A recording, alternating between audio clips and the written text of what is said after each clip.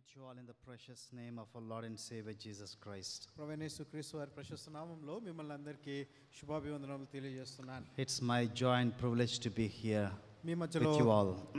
మధ్యలో ఇలా చేరరావడానికి నాకు అనుగ్రహించిన సందర్భం దేవుడిచ్చిన సందర్భానికి ఎంతో సంతోషంగా ఉన్నాను. I think the message that I'm going to share this afternoon is a continuation where I left last month.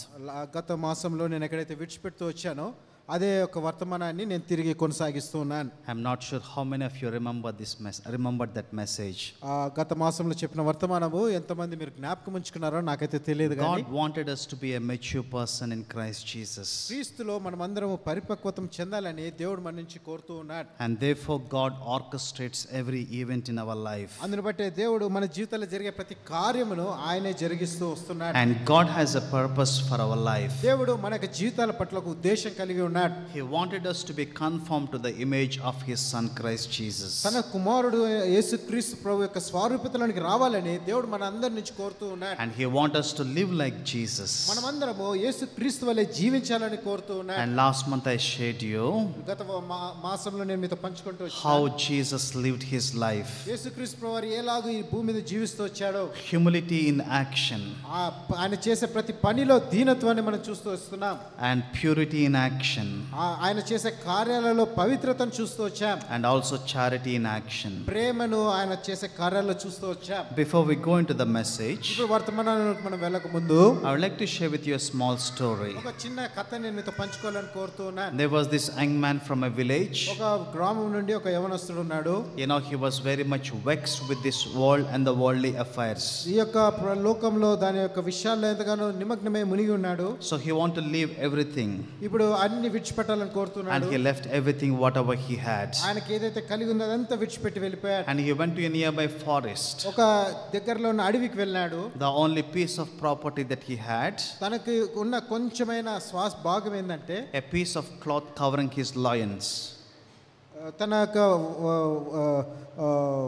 కాళ్ళను కప్పుకుంటూ ఒక వస్త్రం మాత్రమే కలిగి ఉన్నాడు. So he was living in the forest ఇప్పుడు ఒక అడవిలో జీవిస్తున్నాడు. next to the river side. ఒక రివర్ పక్కన జీవిస్తున్నాడు. Every morning he gets up, ప్రతి ఉదయం లేస్తాడు, goes to the river, ఇప్పుడు ఆ నది దగ్గరికి వెళ్తున్నాడు, takes the bath, అక్కడ స్నానం చేస్తాడు. and what are the fruit that is available in the forest, అడవిలో ఏదైతే ఫుడ్ అవైలబుల్ ఉందో, you know, he used to pluck from the trees and used and eat it. ఆ యొక్క చెట్ల నుండి ఆ ఫలాలను తీసుకొని దాన్ని తింటూ వస్తున్నాడు. And that was how he was making his living every day. ఆ విధంగా తనకి ప్రతి దినం అలా జీవిస్తూ వస్తున్నాడు. So the rest of the time he was meditating.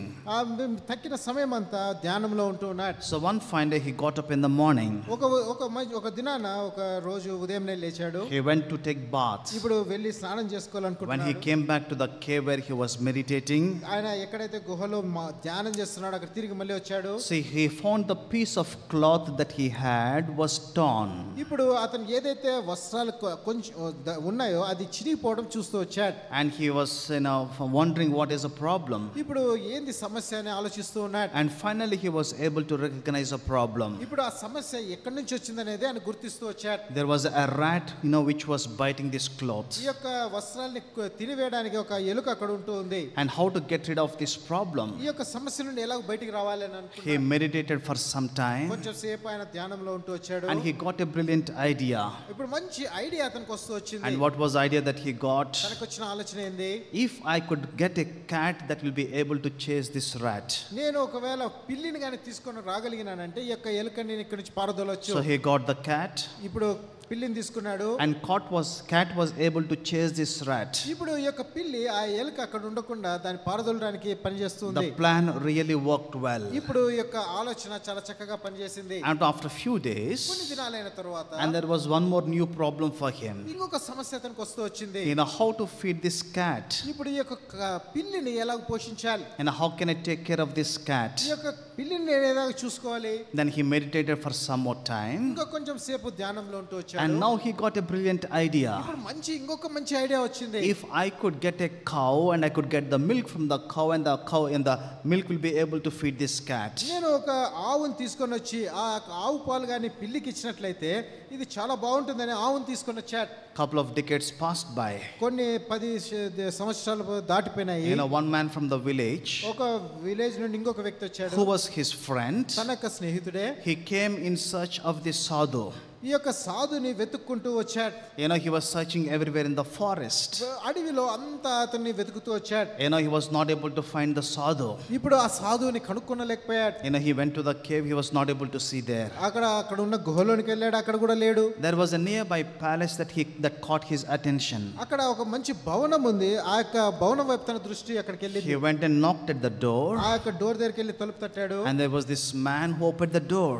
ఈ యొక్క వ్యక్తి ఈ యొక్క డోర్ ను ఓపెన్ చేశాడు. And with him his wife also was there. అక్కడ తన భార్య కూడా ఉంది. And then he asked him, అక్కడ అడిగాడు, I had a friend in my village. నాకు ఒక స్నేహితుడు గ్రామంలో ఉన్నాడు. He left everything. అతను అన్ని విడిచిపెట్టేశాడు. And came to this forest for meditating. ఈ యొక్క అడవిలోనికి ధ్యానం నిమిత్తం వచ్చినాడు. Where can I find him? ఆ వ్యక్తిని నేను ఎక్కడ కనుగొనగలను అని అడిగాడు. I know he got the answer like this. ఇప్పుడు ఆన్సర్ ఈ విధంగా వచ్చింది. I am that sadhu. నేనే ఆ యొక్క సాధువుని ఆ వ్యక్తి జవాబు ఇచ్చాడు. What happened to him? ఆయనకి ఏం జరిగింది? Later the problem came, who will take care of the cow? ఆ యొక్క ఆవుని ఎవరు చూసుకుంటారన్న ఆలోచనలో ఆయన ఆలోచిస్తూ So he got married. He got married with this lady. ఈ యొక్క వ్యక్తి వివాహం చేసుకున్నాడు. And where to stay? ఇప్పుడు ఈ ఇద్దరు కలిసి ఎక్కడ ఉండాలి? They built a palace. అందుని బట్టి అయితే అక్కడ ఒక భవనం కట్టుకున్నాడు. Sometimes if you are not focused what we are up to, కొన్నిసార్లు మనం ఏదైతే దృష్టి ఉంచాలో దాని మీద దృష్టి ఉంచకపోతే we may miss our focus. మన యొక్క గురిని మనం కోల్పోయే ప్రమాదం ఉంది. It may start with a small thing. ఒక చిన్న విషయం నుంచి నేను ప్రారంభిస్తాను. A small deviation in our walk with Christ Jesus. మనం యేసు ప్రభువుని వెంబడించే విషయంలో ఏదైనా ఒక విషయంలో డివేట్ అయిపోతే, but the destiny will be very different. చూడండి, అప్పుడు గమ్యస్థానం అనేది చాలా వేరుగా ఉంటుంది. We have so many plans and purposes in our hearts. మన హృదయంలో అనేకమైన ఆలోచనలు మనం కలిగి ఉంటూ ఉంటాం. We had so many desires and ambitions for the Lord Jesus Christ. ప్రభువైన యేసుక్రీస్తు విషయంలో ఎన్నో ఆశలు కోరికలు మనం కలిగి ఉంటాం. But unless we keep our focus, మన యొక్క గురిని గాని మనం గమ్యం వైపు ఉంచకపోతే, it is very easy for us to deviate. మనము చాలా సులువుగా గురి నుంచి పక్కకి వెళ్ళిపోతాం. We see in the book of Hebrews like this. హెబ్రీయులో మనం ఈ మాట చూస్తున్నాం. Chapter 6 6వ అధ్యాయం verse 1 and 2. No need to open. మొదటి 2 వచనాలు మనం చూస్తే, he says, let us move towards perfection. మనము పరిపూర్ణతలోనికి మనము మూలోపదేశం మన సంపూర్ణతలోకి సాగిపోదాం. He talks about the elementary principles over there. అక్కడ నిర్జీవ క్రియలను విడిచిపెట్టాలని కోరుతున్నాడు. What are these basic foundational principles that he was mentioning? చూడండి, అక్కడ పునాది వంటి విషయాలు ఏవి అక్కడ మాట్లాడుతున్నాడు? Repentance from dead works. చూడండి, పశ్చాత్తాపడాలి, నిర్జీవ క్రియలను విడిచిపెట్టాలి. Faith in God. దేవుని యందు విశ్వాసం ఉంచాలి. Baptisms. బాప్తిసం అనుభవం ఉండాలి. Laying on of hands. హస్త నిక్షేపణ ఉండాలి. Resurrection from the dead. పునరుత్థానం గురించి, మరణం, eternal judgment. నిత్యమైన తీర్పు. And the writer says here, అక్కడ గ్రంథకర్త రాస్తున్నాడు, these are all the basic foundational things. ఇవన్నీ ముఖ్యమైన పునాది వంటి విషయాలు.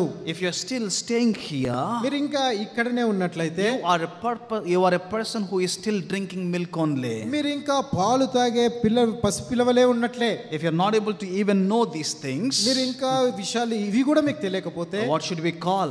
మనం ఏమని పిలిచాలి? We should call a premature baby. Premature baby అని చెప్పవచ్చు. In a NICU on a ventilator. నువ్వు NICU లో లేకుంటే వెంటిలేటర్ లో ఉన్నట్లే. But the Bible speaks here, అయితే బైబిల్ ఇక్కడ చెప్తుంది, let us move towards perfection. మనము సంపూర్ణుల మగుటకు సాగిపోదము.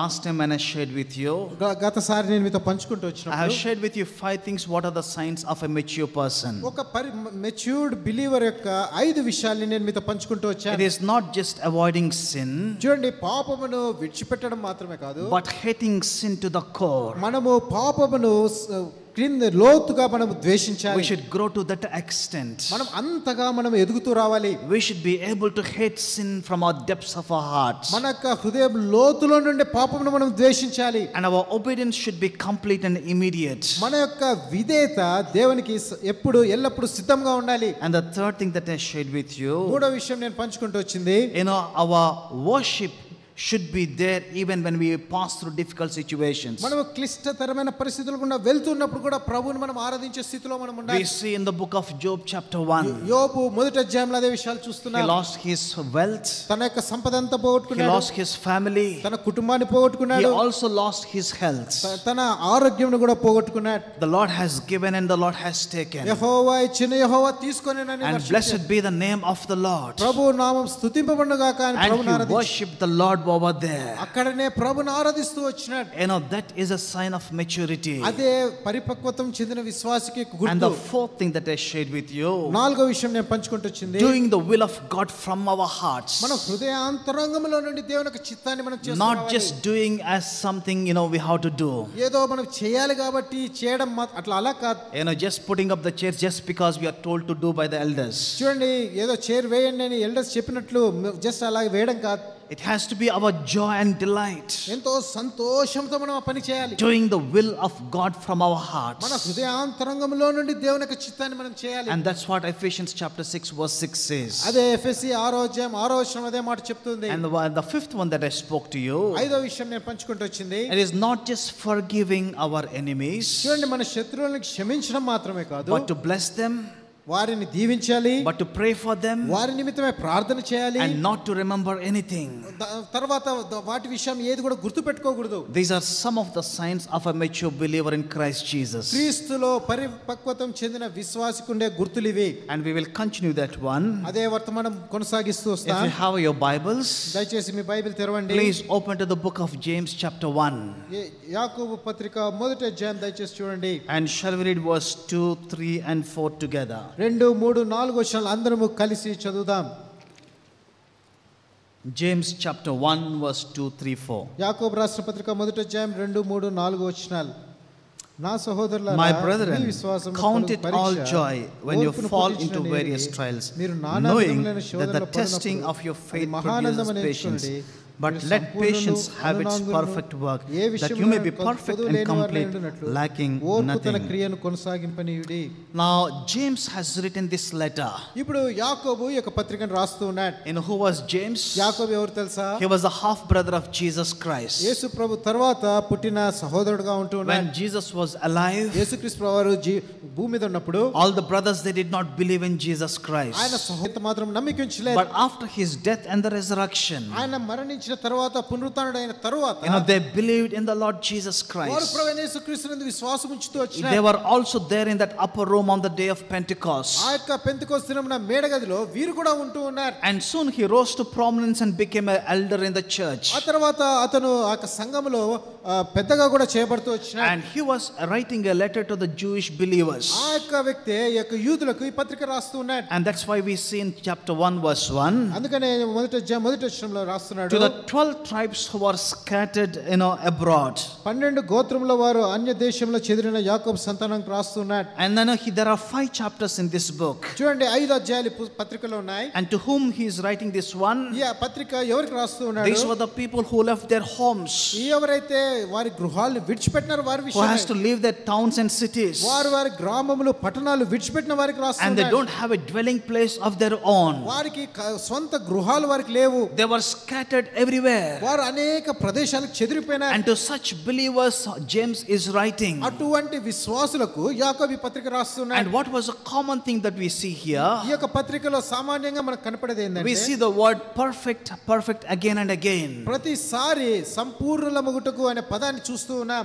I would like to share with you 5 signs of a mature person in Christ Jesus. క్రీస్తు యేసులో 5 విషయాలు ఒక విశ్వాసిలో పరిపక్వత చెందడానికి ఉన్న విషయాలు చెప్తాను. God willing, I'll be able to share few. ఇంకా ప్రభుత్వం మీద ఇంకా కొన్ని నేను పంచుకుంటాను. Only few out of these 5. 5లో కొన్ని పంచుకుంటాను. We see in verse 2, 3, 4. 2, 3, 4 వచనాల్లో చూస్తే, My brethren, నా సహోదరులారా, count it all joy మీరు సంతోషమని మహానందమని ఎంచుకొనుడి when you fall into various trials, మీరు అనేక విషయాల్లో వెళ్తూ ఉన్నప్పుడు, knowing that the testing of your faith మీ విశ్వాసంలో కలుగు పరీక్ష it produces patience. అది ఓర్పును పుట్టించునని ఎరిగి And let patience have its perfect work, ఇప్పుడు ఆ యొక్క సహనము ఓర్పు తన పనిని కొనసాగింపనీయుడి so that you may be perfect and complete and lack nothing. తద్వారా మనం సంపూర్ణులను అనునాంగులను ఏ విషయంలో కొదులేని వారై ఉండునట్లు. The first sign that he speaks here in the book of James, ఈ యొక్క యాకోబు పత్రికలో మొట్టమొదటి గుర్తు ఏం మాట్లాడుతున్నాడంటే a perfect man, he will endure, trials and tests with patience. ఒక పరిపూర్ణమైన వ్యక్తి అనేక శోధనల గుండా వెళ్ళవలసిందని చెప్తున్నాడు. He will endure trials with patience. అనేక నానా విధమైన శోధనలు ఓర్పుతో కలిగి ఉంటాడు. Yes, he will endure everything with patience. అన్ని ఓర్పుతో వాటిని జయిస్తూ వస్తాడు. And look at the word that is used here in verse 2. రెండవ వచనంలో ఉపయోగించే పదం చూడండి. It doesn't say if you are tested, అక్కడ మీరు పరీక్షించబడినప్పుడు అని చెప్పబడటం లేదు. but it says here, ఇక్కడ చెప్పబడుతుంది when you are tested. మీరు పరీక్షించబడినప్పుడు. That means every believer, అంటే ప్రతి విశ్వాసి, every child of God, ప్రతి దేవుని యొక్క బిడ్డ has to anticipate tests and trials in their life. వారి యొక్క జీవితాల్లో ఈ యొక్క శోధనలు పరీక్షలు గుండా వెళ్ళవలసిందే. In chapter 1 he speaks about two different things. మొదటి అధ్యాయంలో రెండు వేర్వేరు విషయాల గురించి He మాట్లాడుతున్నాడు. talks about the testing of a believer, ఒక విశ్వాసి యొక్క పరీక్షల గురించి and మాట్లాడుతున్నాడు. he also talks about the temptations for a believer. ఆ విశ్వాసికి వచ్చే శోధనల గురించి కూడా మాట్లాడుతున్నాడు. Temptations come from within, చూడండి, శోధనలు మన లోపల నుంచి వస్తాయి because of the evil desires and the thoughts that we brood in our hearts. ఎందుకంటే మన హృదయంలో ఉన్న చెడు తలంపులు ఆలోచనలు బట్టి అవి బయటికి వస్తాయి. And that's how the temptations will come within us. ఆ విధంగా మనలో నుండి అవి శోధనలు బయటికి వస్తాయి. But whereas the testing will come from outside, అయితే పరీక్ష అనేది బయట నుండి మనకు వస్తుంది. it can come from anywhere. అది ఎక్కడ నుంచైనా మన మీదకి Maybe from the family, మన కుటుంబంలో నుంచి from the రావచ్చు, workplace, మన ఉద్యోగ స్థలంలో from the నుంచి, circumstances that you are living in. మనం చుట్టూ నివసించే ప్రదేశంలో నుంచి రావచ్చు. We do not know from where it will come, ఎక్కడ నుండి వస్తాయో మనకైతే తెలియదు. but one thing it is sure, అయితే ఒకటైతే నిశ్చయం, they will come for a believer. అయితే ప్రతి విశ్వాసికి అయితే అవి వస్తాయి. And that's why Apostle Paul says to Timothy like this. అందుకని అపోస్తలుడైన పౌలు తిమోతికి మాట రాస్తున్నాడు. In 2 Timothy chapter 3 verse 12 he says, రెండవ తిమోతి 3:12లో ఈ మాట రాస్తున్నాడు. all those who want to live a godly life will be persecuted. క్రీస్తు యేసునందు భక్తితో బ్రతుకును ఉద్దేశించిన వారందరూ హింస పొందుదురు. Everyone అందరూ who wants to live a godly life, ఎవరైతే సద్భక్తితో జీవించాలనుకున్నారో వారు you have to anticipate testing and trials in your life. మీ యొక్క జీవితాల్లో శోధనలు పరీక్షలు వస్తాయనేది మీరు ఎరగాలి. I do not know what tests you are passing through in your life. మీ యొక్క జీవితాల్లో ఎటువంటి పరీక్షను మీరు ఎదుర్కొంటున్నారో నాకైతే తెలియదు. I do not know in what state of mind you are in this morning. ఈ ఉదయకాల సమయంలో నీ యొక్క మైండ్ ఏ విధంగా ఉందో నాకు తెలియదు. Apostle Peter says like this. అపోస్తలుడైన పేతురు ఈ మాట అంటున్నాడు. 1 Peter chapter 4 verse 12. మొదటి పేతురు 4:12 అంటున్నాడు. It is not a surprise for you. శోధన కలిగినప్పుడు మీరు ఏదో వింత సంభవించినట్లు అనుకోవద్దు. It is not a surprise for you, my dear brother and sister. నా ప్రియమైన సహోదరి సహోదరులారా, అది ఒక వింత అని మీరు అనుకోవద్దు. And we do not know how long it will last also. అది ఎంత కాలం మనతో ఉంటుందో కూడా మనకు తెలియదు. But how do we face the tests and the trials in our life? అయితే మన యొక్క జీవితాల్లో ఈ యొక్క పరీక్ష ఇవన్నీ మనం ఎలా ఎదుర్కోవాలి? And look at what the Bible says here. చూడండి బైబిల్ ఏం చెప్తుందో. You have to count it all joy. మహానందమని మనం ఎంచుకోవాలి. It is so easy to say. చూడండి ఇది చాలా సులభము చెప్పడానికి. But to pass through that situation. అయితే ఈ పరిస్థితుల గుండా మనం వెళ్ళాలంటే, But to pass through the valley of the shadow of death. గాఢాంధకారమైన లోయల అనుభవం గుండా వెళ్ళాలంటే, Even when you try to call out, there is no one around you. ఎప్పుడైనా ఎవరినైనా పిలవాలంటే కూడా ఎవరు మన దగ్గర లేనప్పుడు, When you pass through that loneliness, ఎప్పుడైతే ఒంటరితనంలో వెళ్తున్నావో, when you pass through that cries of your heart, నీ యొక్క హృదయం యొక్క వేదనతో నువ్వు ఉన్నప్పుడు, how do we face the situations? అప్పుడు మన పరిస్థితిని ఎలాగ మనం ఎదుర్కోవాలి? Apostle James says here, ఇక్కడ అపోస్తలుడైన యాకోబు అంటున్నాడు, count it all joy when you face all the trials. మీరు నానా విధములైన శోధనలో పడినప్పుడు అది మహానందమని ఎంచుకొనుడి. And shall I tell you one thing? నేను ఇంకొక విషయం మీకు చెప్పాలి. Anyone who is progressing in their walk with Christ Jesus, ఎవరైతే క్రీస్తు యేసులో వారి యొక్క జీవితాన్ని అభివృద్ధి చేసుకుంటున్నారో, it is imperative you have to pass through these trials. చూడండి ఈ యొక్క పరీక్షల గుండా ఖచ్చితంగా మనం వెళ్ళవలసిందే. The Lord will allow these things. ప్రభువే మన జీవితాలు అనుమతిస్తాడు. When you are studying kindergarten and first standard and second standard, చూడండి మనము LKG UKG first second class లో ఉన్నప్పుడు the exams are so easy, అప్పుడు పరీక్షలు చాలా సులువుగా ఉంటాయి. isn't it? అవును కదా. When you go through 10th standards, 10వ తరగతికి వచ్చినప్పుడు the exams become tougher and tougher. కొంచెం పరీక్ష అది కష్టతరంగా కనిపిస్తుంది. When you have to go for the NEET examination, NEET exam కి మనం వెళ్ళాలంటే a little more tougher. అది ఇంకా కొంచెం కష్టంగా ఉంటుంది.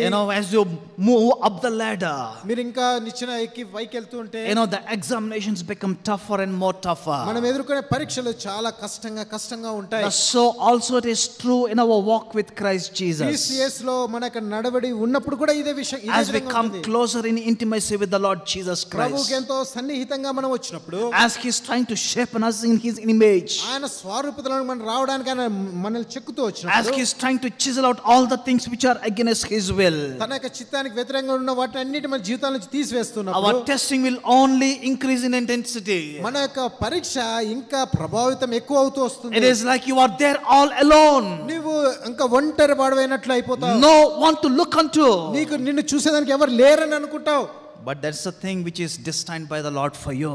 అదే దేవుడు నీ విషయంలో ఒక ఆలోచన కలిగి ఉంటున్నాడు. We see in the life of Apostle Paul, అపోస్తల పౌలు జీవితం చూస్తే, as we see in the book of Acts chapter 16, అపోస్తల కార్యములు 16వ అధ్యాయంలో చూస్తే, he was there in the prison, ఆయన చెరసాలలో ఉన్నాడు. he was chained, ఆయన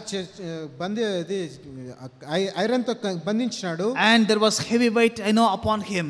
ఆయన మీద ఎంతో భారభరితమైన ఇది But ఉంది. in that middle of the night, ఆ మధ్యరాత్రిలో he was singing and praising unto the Lord. వారు కీర్తనలను పాడుతూ వచ్చారు. Once there was, he was all alone there in that sea. ఒకసారి సముద్రంలో ఒంటరిగా ఉంటూ ఉన్నాడు. The ship was wrecked, ఓడ బద్దలైపోయింది. and everyone gave up their hope. ప్రతి ఒక్కరు వారి ఆశ విడిచిపెట్టేశారు. There he was also encouraging all the people. అక్కడ చుట్టూ ఉన్న ప్రజలను ప్రోత్సాహపరుస్తున్నాడు. As we continue to grow in the Lord Jesus Christ, మనం ప్రభువైన యేసుక్రీస్తులో మనం ఎల్లప్పుడూ ఎదుగుతూ వస్తున్న కొలది, we face the increase in the intensity of our trials. మన యొక్క పరీక్షలలో కొంచెం ప్రభావము ఎక్కువగా చూస్తూ వస్తాం. When you face the trials, what does it tell you? చూడండి, అనేక పరీక్షల శోధనల గుండా వెళ్తుంటే మీ అర్థం ఏంటి?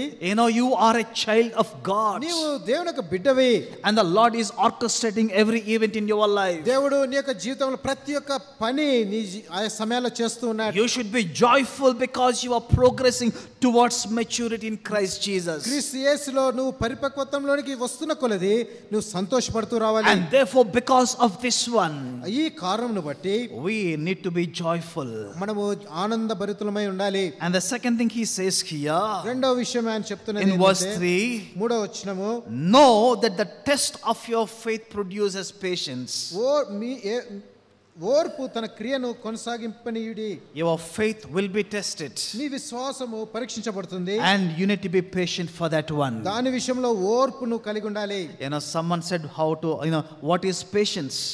ఎవరో ఒకరు చెప్పారు ఓర్పు అంటే ఏంది? When you are in a situation, నువ్వు ఒక పరిస్థితిలో ఉన్నప్పుడు, where you feel like leaving that situation and run to a far away place, నువ్వు ఆ ప్రదేశంను విడిచిపెట్టి పరిగెత్తి వెళ్ళిపోవాలి అని అనుకున్నప్పుడు, just to avoid the people and the situation, ఆ యొక్క ప్రజలను ఆ యొక్క విషయాలన్నీ విడిచిపెట్టి వెళ్ళిపోవాలని, you want to run away to a far place, చాలా దూర ప్రదేశానికి వెళ్ళిపోవాలనుకున్నప్పుడు, but if you still stand in the same place, నువ్వు ఇంకా అదే ప్రదేశంలో ఉన్నట్లయితే, and if you have to deal with the people around you, నీ చుట్టుపక్కల ఉన్న వ్యక్తులు కూడా నువ్వు డీల్ చేయాలని నువ్వు నిలిచి ఉంటే, that is patience. అదే ఓర్పు.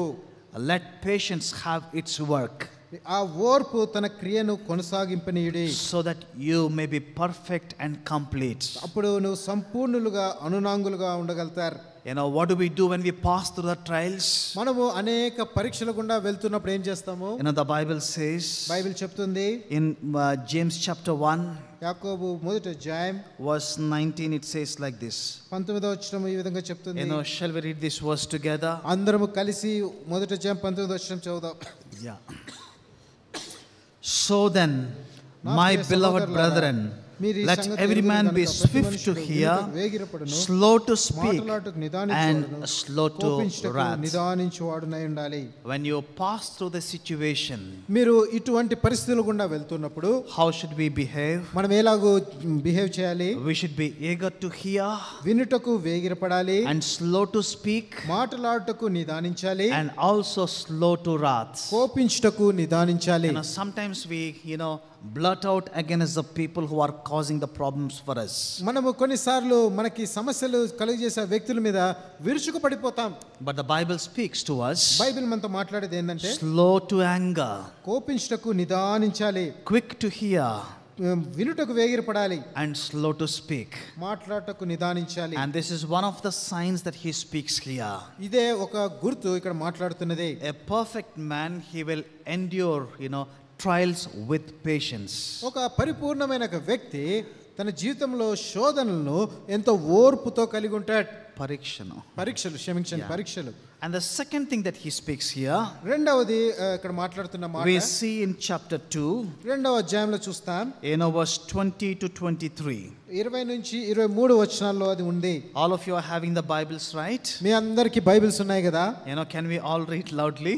మనమందరము చాలా బిగ్గరగా అందరూ కలిసి చదువుకుందాం. Chapter 2 verse 20 to 23. యాకోబు రాసిన పత్రిక రెండవ అధ్యాయం 20 నుంచి 23 వచనాలు. Yes. But do you want to know, O foolish man, that faith without works is dead? Was not Abraham our father justified for works when he offered Isaac his son on the altar? Do you see that faith was working together with his works? And by works faith was made perfect. And then verse 22 here it says in English, 22వ వచనం English లో చెప్తుంది, by works faith was made perfect.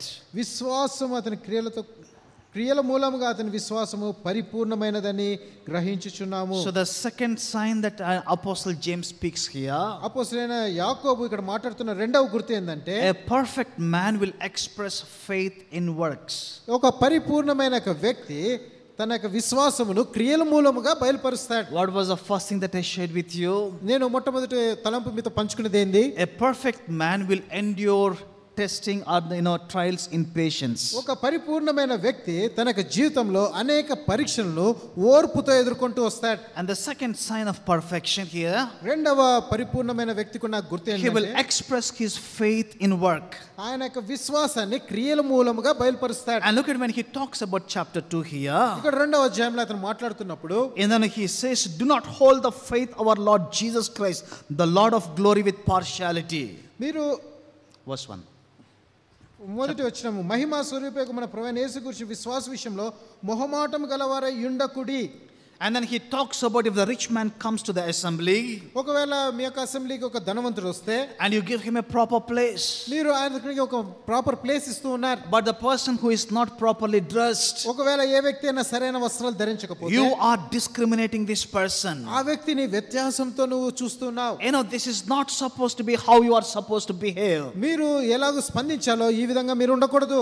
You are dishonoring the poor man. మీరు ఆ యొక్క పేదవాన్ని మీరు అగౌరవపరుస్తున్నారు. But you are honoring the rich man in the congregation. ఆ యొక్క సమాజంలో ధనవంతుని మీరు సత్కారం చేస్తున్నారు. And then later he talks about the works and faiths. ఆ తర్వాత విశ్వాసము క్రియల గురించి మాట్లాడుతున్నాడు. We know it very clearly. ఎంతో స్పష్టంగా మనకు కూడా తెలుసు. We are not saved by good works. చూడండి, మన సత్క్రియల చేత మనం రక్షింపబడలేదు. But we are saved for good works. మనము సత్క్రియలు చేయడం కొరకు మనం రక్షింపబడినాం. Our salvation has to manifest in our transformation. మన యొక్క జీవితం మార్పు చెందడంతో రక్షణ కనపరచబడాలి. Our salvation has to be manifested in our works. మన యొక్క క్రియల వలన మన యొక్క రక్షణ బయలుపరచబడాలి. If we just say only I have faith and doesn't manifest in our works, it doesn't really mean anything. చూడండి, ఒక నీతిమంతుడు విశ్వాసం నాకు కలిగి ఉందని క్రియలు ఏమీ చేయకపోతే, it doesn't mean anything. దాని వల్ల ఏమీ అర్థం రాదు. We should be able to walk the talk. మనము మాట్లాడాలి, ఏదైతే చేస్తున్నామో అదే చేయాలి. There are many people who can talk. చాలా మంది మాట్లాడగలుగుతారు. Shall I tell you, talking is very easy. నేను చెప్పమంటారా, మాట్లాడడం అనేది చాలా సులువు. And that's why Jesus exhorted not many of you be the teachers. అందుకని యేసుప్రభు అంటున్నాడు, మీరు అనేకులు మీరు బోధకులుగా ఉండకూడదు. And even James also says the same thing. యాకోబు కూడా అదే మాట చెప్తూ ఉన్నాడు. Don't try to become teachers, many of you. మీలో అనేకులు బోధకులై ఉండకూడదు అని చెప్తూ ఉన్నాడు. Because the judgment for the teachers is much more severe. ఎందుకంటే బోధకులైన వారికి మరీ కఠినమైన తీర్పు ఉంటుందని చెప్తున్నాడు. Because you know everything and you are teaching. ఎందుకంటే మీరు చేసే బోధ అంతా మీకు తెలుసు. And you are not able to practice. అదే ఆ మాటలన్నీ మీరు క్రియారూపకంగా చేయటం లేదు. What does the Bible say? Bible ఏం చెప్తుంది? We should be able to practice what we preach. మనం ఏదైతే బోధిస్తున్నామో అదే మనం క్రియారూపకంగా చేయాలి. And then he says here, ఆ తర్వాత ఇక్కడ అంటున్నాడు, show me your faith by your works. మీ యొక్క క్రియల వలన మీ విశ్వాసమును మీరు చేయండి. And if you say only I have faith but doesn't manifest in works, it is hopeless. మీరు నాకు విశ్వాసం ఉంది నాకు క్రియలు లేవంటే అది నిరీక్షణకు ఏ మాత్రమో. And he was quoting the example of Abraham. అందుకనే అబ్రహామును గురించి ఉదాహరణ మాట్లాడుతున్నాడు. How was he justified? Abraham ఏ విధంగా నీతిమంతుడిగా He తీర్చబడ్డాడు? was justified by faith and that was manifested in his works. అతని యొక్క విశ్వాసము తన క్రియల ద్వారానే అతను బయలుపరుస్తూ వచ్చాడు. Without works it is dead. క్రియలు లేకుండా విశ్వాసం అంటే అది మృతము. We see in Genesis chapter 15. ఆదికాండం 15వ అధ్యాయంలో చూస్తే when the Lord appeared to Abraham in a vision, దేవుడు అబ్రహామునకు ప్రత్యక్షమై వచ్చినప్పుడు, I am your shield Abraham. నేను నీ కేడెం Abraham. I am your great reward. నేను నీ యొక్క గొప్ప బహుమానం అని చెప్పినప్పుడు, then Abraham responds to the Lord. అప్పుడు అబ్రహాం దేవునికి ఈ విధంగా స్పందిస్తాడు. What is the reward that you are going to give me, Lord? ప్రభువా మీరు నాకు అనుగ్రహించే బహుమానం ఏమిటి? The one who is staying in my house, Eliezer, he is going to inherit everything. నా ఇంటిలో ఉన్న నా దాసుడైన ఎలియాజరే నా ఇంటికి అంతటికి ఆస్తికర్త. And the Lord spoke to Abraham. అప్పుడు దేవుడు అబ్రహాంతో మాట్లాడుతూ వచ్చాడు, you come out of your tent నీ యొక్క గుడారంలో నువ్వు బయటికి రా, and lift up your eyes, నీ కన్నులు పైకెత్తి చూడు, and if it is possible you count the stars. నీకు వీలైతే నక్షత్రాలను ఎంచు. He must have started counting the number of stars. బహుశా ఆ నక్షత్రాలను ఒకటి వెంబడి స్టార్ట్ చేసి, and after that he would have given up, sorry I'll not be able to count. ఆ తర్వాత ప్రభువా ఇంకా నేను కౌంట్ చేయలేనని చెప్పిండు. And the Lord spoke to Abraham. అప్పుడు దేవుడు అబ్రహాంతో మాట్లాడాడు, so shall your offspring be. నీ యొక్క సంతానము ఆ విధంగా ఉంటుందని చెప్పాడు. And the Bible says, Bible చెప్తుంది, Abraham believed in God and it was credited to him as righteousness. Abraham దేవుని నమ్మెను, అది అతనికి నీతిగా ఎంచబడనని బైబిల్ చెప్తుంది. all the heroes of faith that we see in the book of Hebrews chapter 11, Hebrew రాసిన పత్రిక 11వ అధ్యాయంలో ఉన్న విశ్వాసుల వీరుల పట్టిక చూస్తే, they were able to manifest their faith by their works. వారి క్రియల వలనే వారి విశ్వాసమును బయలుపరుస్తూ వచ్చారు. by faith Abraham came out of this place, out of his place. విశ్వాసమును బట్టి అబ్రహాము తన ఉన్న ప్రదేశం నుండి బయటికి వచ్చాడు. by faith he stepped out of his country. తన యొక్క దేశమును విశ్వాసముతో విడిచిపెట్టినాడు. by faith he was able to see the fulfillment of the promise of God. విశ్వాసమును బట్టి దేవుని యొక్క వాగ్దానమును ఆయన చూస్తూ వచ్చాడు. by faith he was able to offer Isaac. విశ్వాసముతో అబ్రహాము తన కుమారుడు ఇస్సాకును బలి అర్పించాడు. faith is always manifesting in action. చూడండి, విశ్వాసం ఎల్లప్పుడూ క్రియల మూలంగానే బయలుపరచబడుతుంది. that is the second sign of maturity and the perfection that James speaks here. ఇక్కడ యాకోబు విశ్వాసం యొక్క పరిపక్వతంలో రెండవ గుర్తు విశ్వాసము క్రియలతో ఉండాలని చెప్తున్నాడు. a perfect man will express his faith in action. ఒక పరిపూర్ణమైన వ్యక్తి తన విశ్వాసమును క్రియల మూలంగానే బయలుపరుస్తూ వస్తాడు. and he will show love to everyone. అతను అందరికీ తన ప్రేమను వెల్లడిపరుస్తూ వస్తాడు. and then verse 8 it says, chapter 2 verse 8, James, 2వ అధ్యాయం 8వ వచనంలో యాకోబులో అంటున్నాడు, if you really fulfill the royal law according to the scripture, మీరు లేఖనంలో ఉన్నట్టు ప్రముఖమైన ఆజ్ఞను మీరు నెరవేర్చండి. you shall love your neighbor as yourself and you do well. నిన్ను వలె నీ పొరుగువాని ప్రేమించమనేది నువ్వు చేయాలి. you'll be able to love everyone. నీవు అందరిని ప్రేమించే వ్యక్తిగా చేయబడతావు. there is no discrimination. చూడండి, దాంట్లో ఏమాత్రం వ్యత్యాసం లేదు. between the rich and the poor, ధనవంతుడు పేదవాడు అనేది లేదు. between a Jew and a Greek, మీరు యూదుడు కావచ్చు, గ్రీక్ అయి ఉండవచ్చు, between a Jew and a Gentile, యూదుడు అయి ఉండవచ్చు, అన్యజనులు అయి ఉండవచ్చు, between the language groups, ఏ భాష మాట్లాడేవారు. and there is no caste in the church of God. దేవుని యొక్క ఇంటిలో కాస్ట్ అనేదే లేదు. we all belong to the body of Christ Jesus. మనమందరము క్రీస్తు యొక్క శరీరమునకు అవయవములమై ఉన్నాం. and sadly we see the church is divided based on the caste. ఎంతో విచారకరణం ఏంటంటే ఈ యొక్క దినాల్లో సంఘము కాస్ట్ తో విభజించబడుతుంది. sometime back one brother was speaking to me.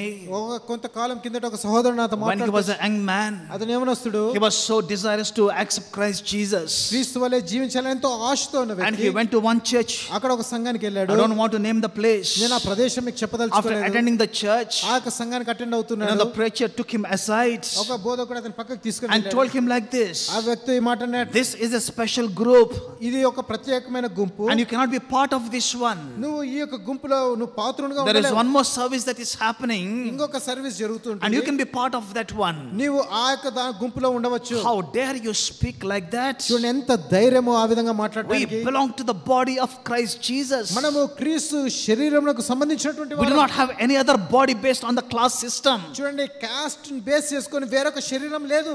We belong to the body of Christ Jesus. మనము క్రీస్తు యొక్క శరీరమునకు చెందినటువంటి వారు. We cannot discriminate people. మనము ఎప్పుడు ప్రజలను ఆ విధంగా డిస్క్రిమినేట్ You know చేయకూడదు. what happened in the Western countries? పాశ్చాత్య దేశాల్లో ఏం They జరిగింది? discriminated people based on the color.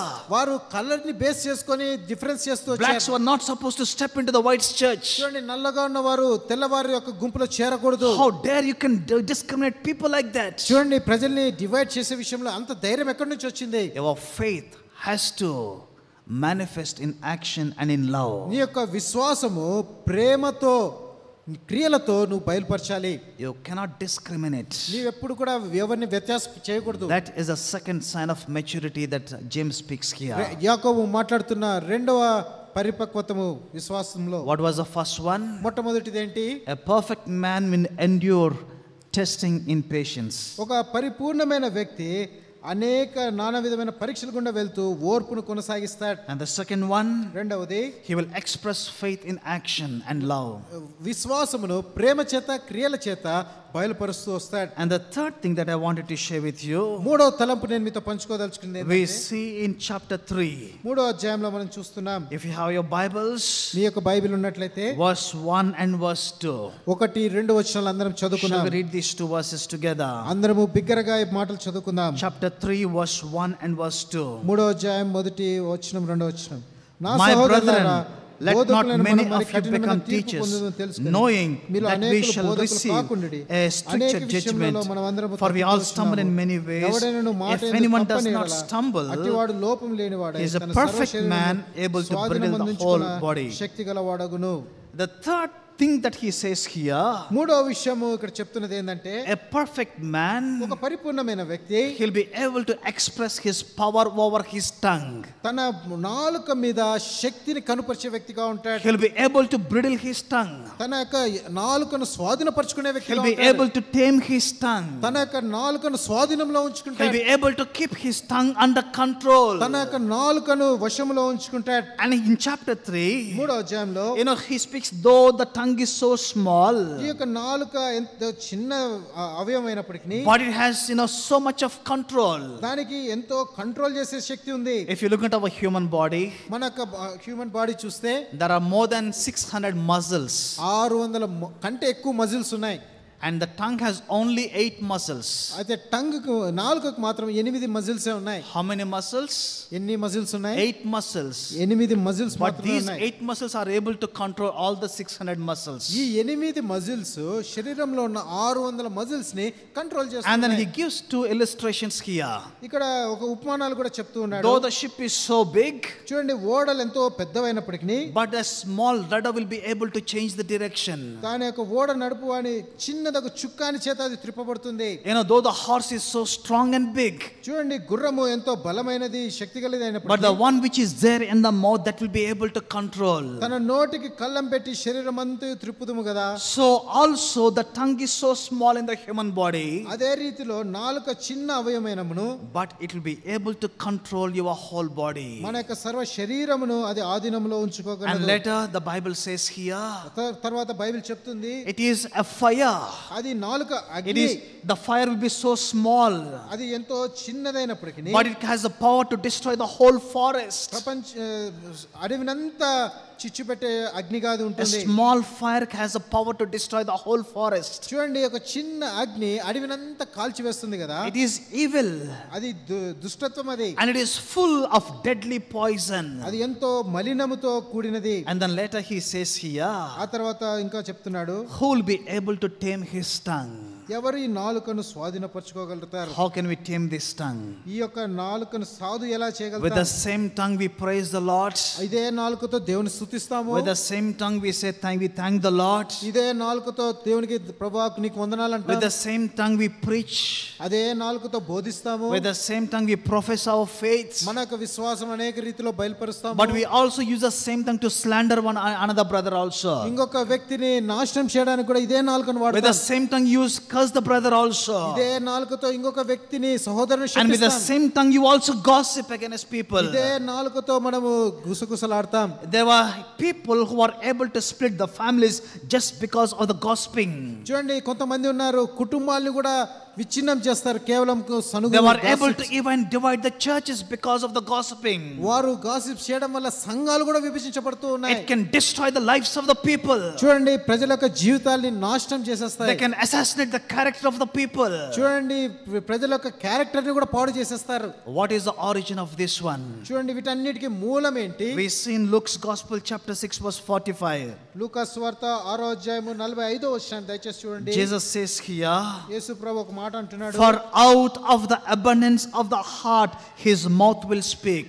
హృదయము నిండి ఉండు దానిని బట్టి యొక్క నీ నోరు మాటలాడును. If you have to control your tongue, నీ యొక్క నాలుకను స్వాధీనంలో you ఉంచుకోవాలంటే should be able to control your heart. నీ యొక్క హృదయమును నువ్వు స్వాధీనపరచుకోవాలి. Whatever entices your heart, నీ హృదయం ఏదైతే నిండి ఉంటుందో the tongue will be able to speak the same thing. దానినే నీ యొక్క నోరు మాట్లాడుతూ వస్తుంది. My dear brothers and sisters, నా ప్రియమైన సహోదరి సహోదరులారా, how do we use our tongue? మన యొక్క నాలుకను ఏ విధంగా ఉపయోగించాలి? And how do we speak the words? మన మాటలు ఏ విధంగా ఉండాలి? Are we using the words to build up the people? మన యొక్క మాటలు ఇతరులను కట్టే విధంగా ఉన్నాయి. Are we using the words to build up the churches? మనము సంఘాన్ని కట్టే విధంగా మన Or నాలుక else are you using the tongue to divide the church? అలా లేకుండా మన నాలుక సంఘాన్ని విభజించేదిగా To ఉందా? assassinate the character of the people? ఇతరుల యొక్క గుణమును పాడు చేసేదిగా ఉందా?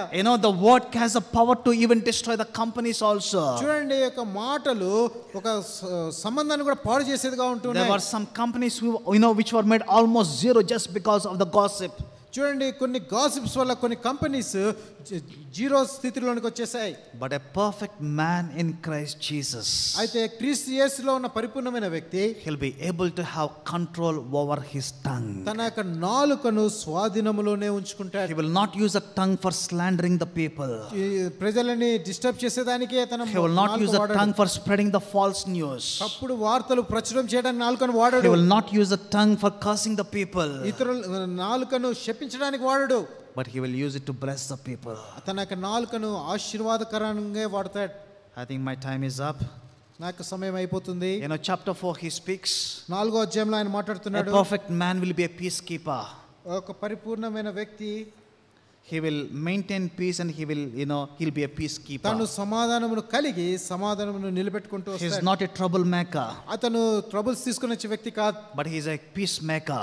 అతను సమాధానకర్తగా ఉంటాడు. And chapter 5 we see 5వ అధ్యాయంలో మనం a చూస్తాం. perfect man will always pray during the times of trouble.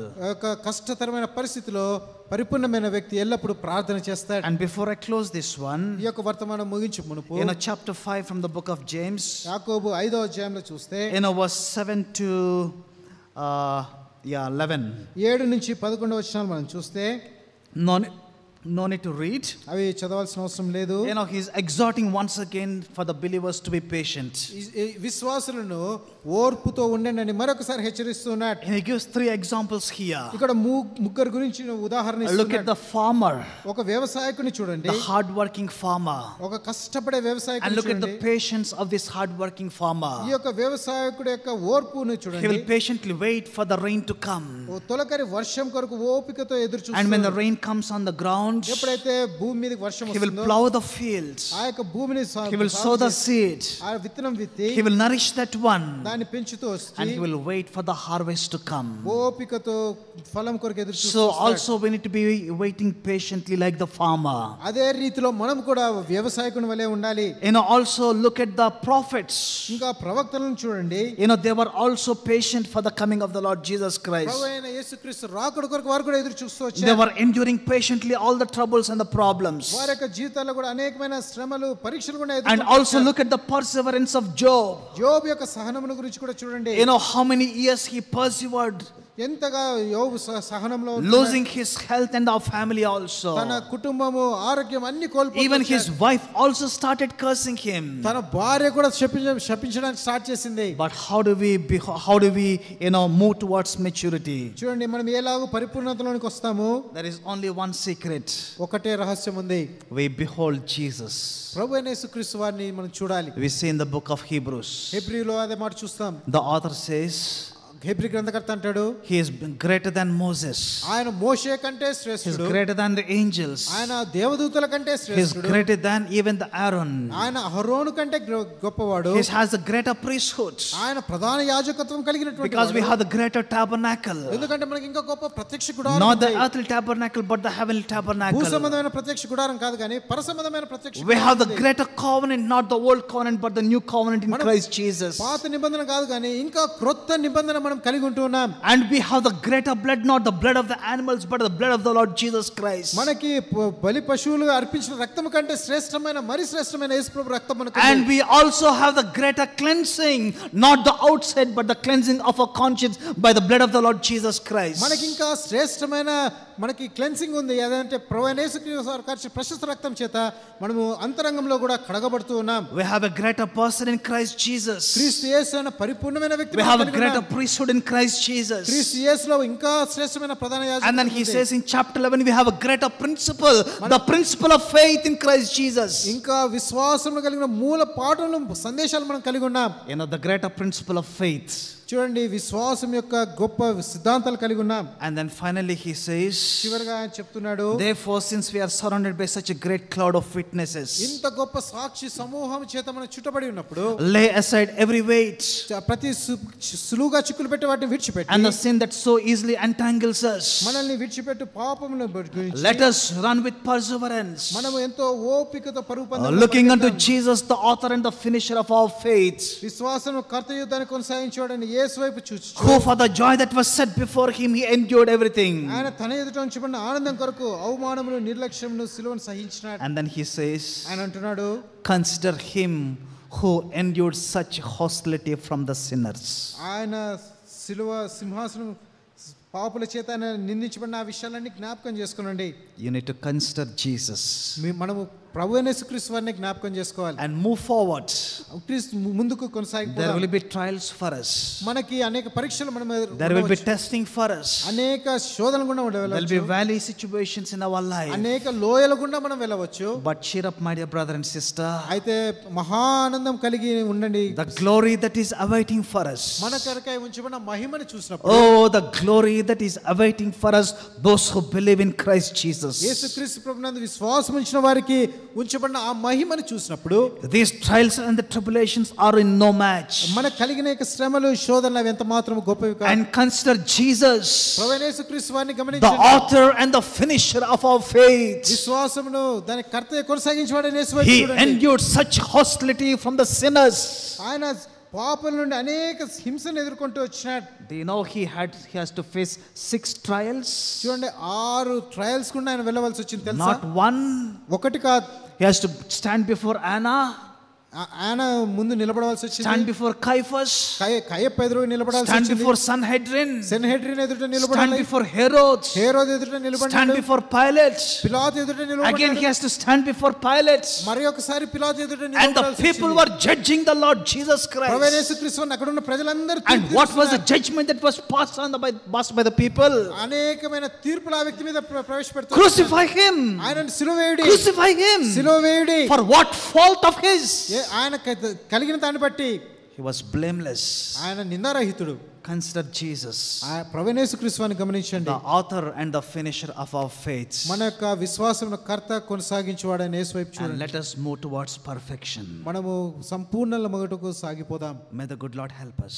మంచి దేవుడు మన యొక్క వాక్యమును దీవించును గాక. Amen.